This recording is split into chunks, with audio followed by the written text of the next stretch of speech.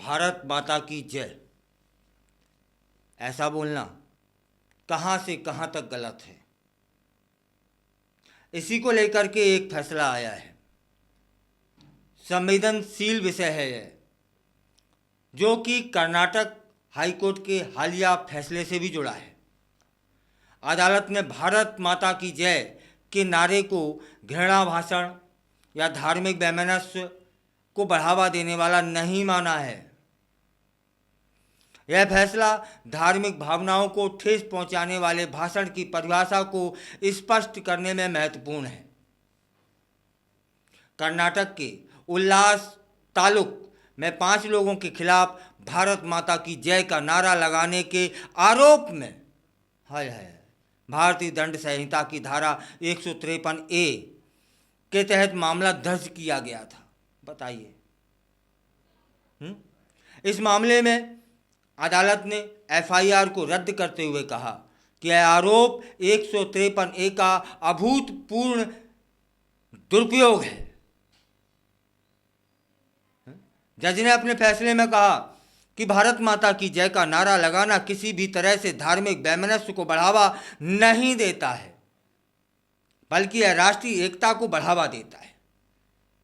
तो फिर इस पर FIR किन लोगों ने कर दी और क्यों कर दी, इस पर अब बात होनी चाहिए, इस पर अब काम होना चाहिए।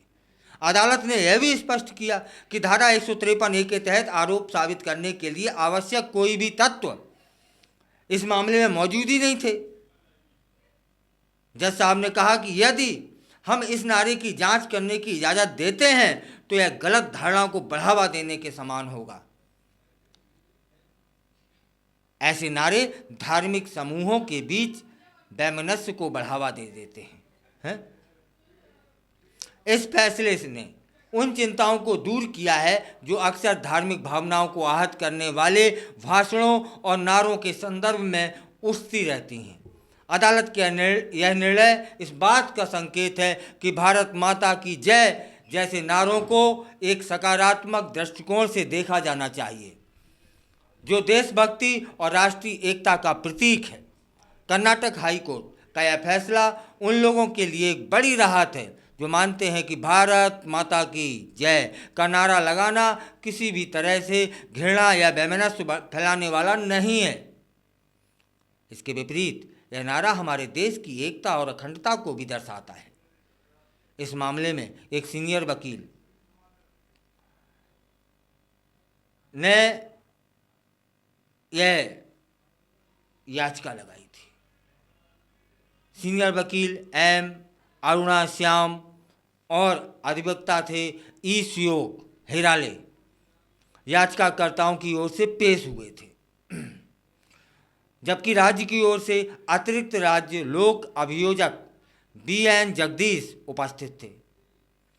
इस निर्णय ने यह स्पष्ट कर दिया कि अदालतें धार्मिक भावनाओं को आहत करने वाले भाषणों पर ध्यान देने के साथ साथ उन नारों और विचारों का भी सम्मान करती हैं जो हमारे देश की एकता को मजबूत करते हैं। इस फैसले का प्रभाव केवल कर्नाटक तक सीमित नहीं रहने वाला, बल्कि पूरे देश में धार्मिक सहिष्णुता और आपसी सम्मान को बढ़ावा देने में मदद करेगा। जब हम अपने देश के प्रतीकों और नारों का सम्मान करते हैं तो हम एक मजबूत और एकजुट राष्ट्र की दिशा में कदम बढ़ाते हैं। आपका इस विषय पर क्या विचार है?